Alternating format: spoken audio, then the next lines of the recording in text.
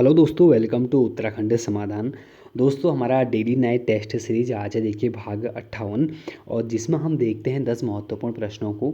और जिसने भी अभी तक हमारा टेलीग्राम ग्रुप नहीं ज्वाइन किया है उसको ज्वाइन कर लें, क्योंकि वहाँ पर आपको इसकी पीडीएफ मिल जाती है। टेलीग्राम पर सर्च करें उत्तराखंड समाधान, या आप हमारे डिस्कशन से लिंक से आप उसको ज्वाइन कर सकते हैं। बाकी दोस्तों, जिसको भी कोई भी डाउट होता है वो टेलीग्राम पर या कमेंट बॉक्स में मैसेज कर सकता है, उसके रिप्लाई करने की पूरी मैं कोशिश करता हूँ हमेशा। तो चलिए शुरू करते हैं देखिए आज के 10 महत्वपूर्ण प्रश्नों को। तो सहयोग बनाए रखें दोस्तों। तो चलो शुरुआत कर देते हैं आज के एक महत्वपूर्ण सीरीज की। पहला प्रश्न आपके सामने है दोस्तों कि मांगलिक गीतों में पिथौरागढ़ को किस नाम से जाना जाता है। तो बड़ा अच्छा प्रश्न दोस्तों। हालांकि देखिए ये सभी नाम हमारे पिथौरागढ़ के हैं, लेकिन मैंने आपसे पूछा है कि मांगलिक गीतों में पिथौरागढ़ को किस नाम से जाना जाता है।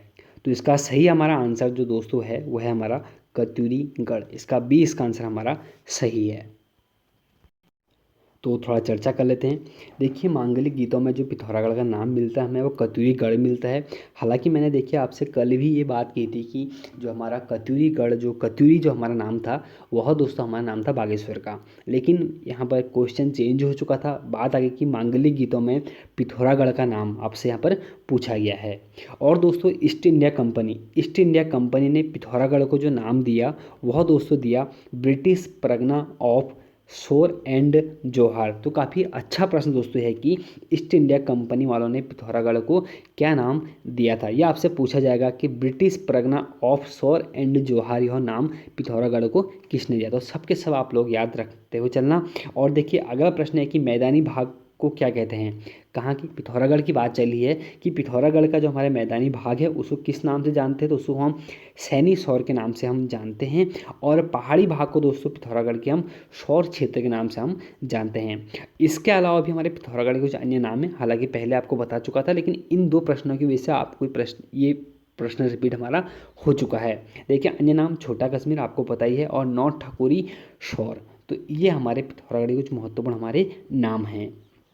दूसरा हमारा प्रश्न देखिए कि टिहरी रियासत में पाला बिसाऊ क्या था। तो पाला बिसाऊ क्या था दोस्तों। देखिए है तो टैक्स ही, क्योंकि मैंने सभी यहाँ पर कर दिए हुए हैं, लेकिन महत्वपूर्ण यह है कि कर कौन सा कर है। तो इसका सही हमारा आंसर जो है दोस्तों वो हमारा है डी, आरोपित कर। अब कैसा आरोपित कर था देखिए थोड़ा बात कर लेते हैं कि पाला बिसाऊ जो कि टिहरी रियासत काल में प्रजा पर लगाया जाने वाला एक आरोपित कर था। चाहे वो आरोप कैसा भी हो, आरोपित कर था। और इस कर में सभी प्रकार के काम करने होते थे। जिसने आनाकानी करी तो आपको पता था कि भाई प्रजा, एक जो राजा हुआ करता था उसका शासन चलता था, वो कुछ भी उससे वो करवा सकता था, यहाँ तक कि उसको मृत्यु दंड भी दे सकता था। तो हमारा पाला बिसाऊ जो था हमारा वो एक आरोपित कर था। और ठकुरान से कर दोस्तों, ठकुरान से कर वो होता जो अविवाहित पुत्रियों से लिया जाता था हमारे पवार राजवंश में। तो दोस्तों काफ़ी एक अच्छा कर हुआ करता हो तब का। अगर शायद ये कर आज भी होता तो हम जैसे लोग कुंवारे नहीं होते। इस कोरोना की उससे बोल रहा हूँ, थोड़ा सा माफ़ी चाहता हूँ, ऐसा शब्द मुझे यूज़ नहीं करना चाहिए।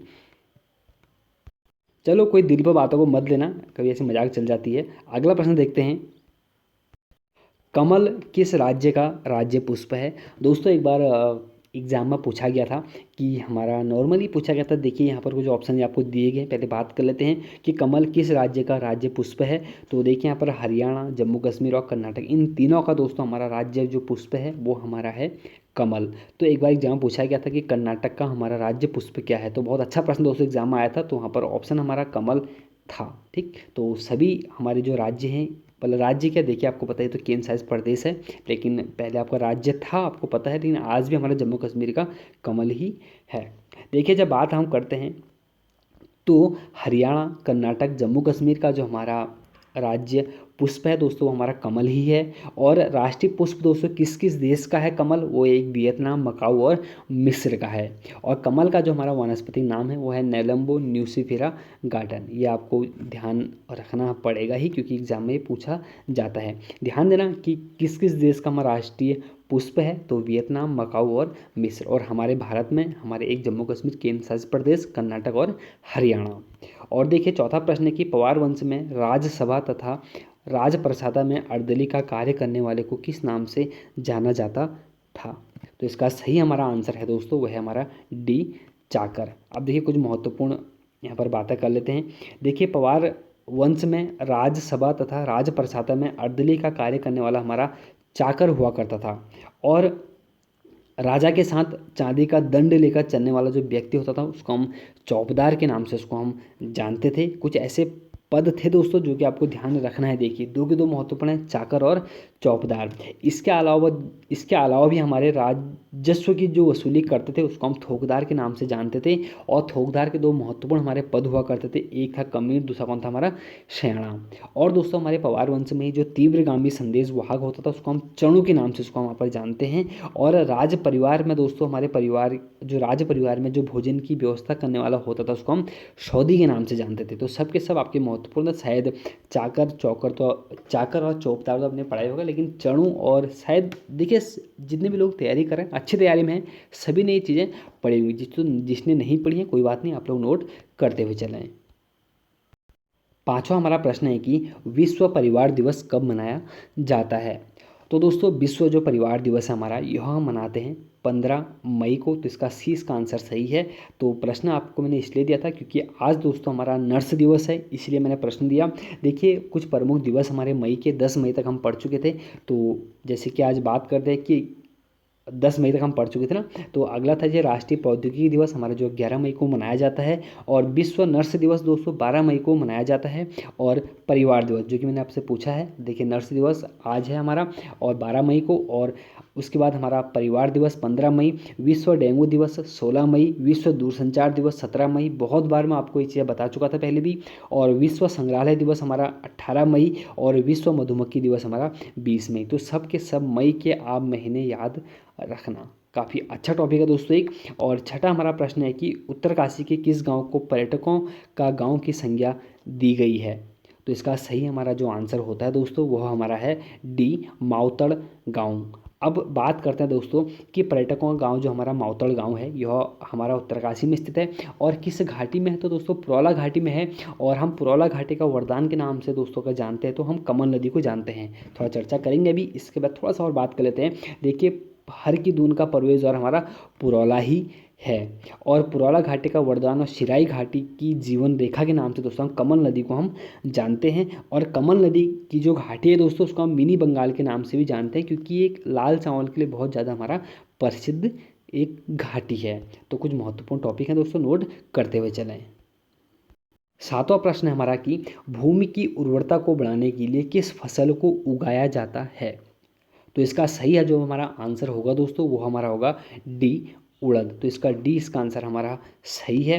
देखिए बात करते हैं कि भूमि की उर्वरता को बढ़ाने के लिए हम उड़द का प्रयोग करते हैं, और फसल में नाइट्रोजन की पूर्ति जो करता है दोस्तों, हमारे फसलों में जो नाइट्रोजन की जो पूर्ति करता है दोस्तों हमारा मटर है। तो इसीलिए हम मटर को भी ये बोते हैं खेतों में क्योंकि हमारे फसल में नाइट्रोजन की पूर्ति करने वाला एक महत्वपूर्ण हमारा एक फसल है। और हमारे भारत में लवणीय मृदा का जो सर्वाधिक क्षेत्रफल दोस्तों गुजरात में है। कुछ ऐसी मैंने आपको दे दिए। और चाय बागानों में जो प्रयोग किया जाता है दोस्तों हमारी अम्लीय मिट्टी होती है।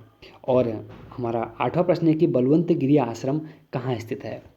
तो दोस्तों जो बलवंत गिरी हमारा जो आश्रम है यह दोस्तों हमारा है सी, अल्मोड़ा में। अब देखिए ऐसे आश्रम तो पूछे जाने हैं नहीं, लेकिन मैंने आपको इसलिए दिया क्योंकि महत्वपूर्ण एक हमारा स्थान है अल्मोड़ा के अंतर्गत, तो वहीं पर ही हमारा स्थित है यह। तो बलवंत गिरी जो हमारा आश्रम है दोस्तों वह पांडुखोली के पास स्थित है। अब पांडुखोली हमारा कहाँ है तो द्वाराहाट के पास ही दोस्तों स्थित है। द्वाराहाट हमारा अल्मोड़ा में आता है। मंदिरों के नगरी के नाम से हम द्वाराहाट को ही जानते हैं, और कुमाऊँ का खजुराहो के नाम से भी हम द्वाराहाट को ही जानते हैं। देखिए द्वाराहाट के बारे में बहुत कुछ आपको पहले मैं दे चुका था कि किस किस नाम से हम द्वाराहाट को जानते हैं करके ना।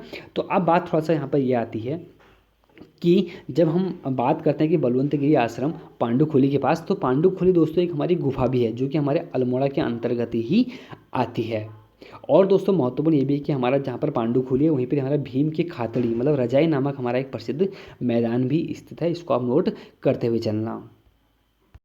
नवा हमारा प्रश्न दोस्तों कि काशीपुर बाल सुंदरी देवी का मंदिर किस मुगल राजा ने, इसका मतलब क्वेश्चन थोड़ा गलत टाइप हो गया है। क्वेश्चन ये था कि जो हमारा काशीपुर में बाल सुंदरी देवी का मंदिर है उसका निर्माण किस मुगल राजा ने करवाया था। अच्छा ठीक है, तो बात हम करते हैं दोस्तों, तो इसका सही हमारा आंसर आता है वह है ए, औरंगजेब।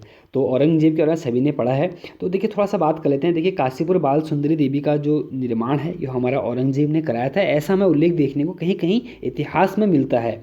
और जब बात हम करते हैं कि बाल सुंदरी देवी का अन्य नाम क्या है, तो इसका अन्य नाम दोस्तों हमारा ज्वाला देवी है, और इसे ही उज्जैनी देवी के नाम से भी हम जानते हैं। देखिए ये वही उज्जैन है जब हम जानते हैं गोविषाण के नाम से, गोविषाण का केंद्र बिंदु हमारा यही उज्जैन था। और बुक्शा जनजाति की हमारी इष्ट देवी है, तो ये हमारी बाल सुंदरी देवी है, जिसको हम ज्वाला देवी के नाम से भी हम जानते हैं। और चैती का जो प्रसिद्ध मेला है दोस्तों इसी मंदिर के पास लगता है, और चैती मेले को दोस्तों हिंदू मुस्लिम एकता का प्रतीक के नाम से हम जानते हैं। ये सभी कुछ महत्वपूर्ण फैक्ट हैं, नोट करते हुए चलें।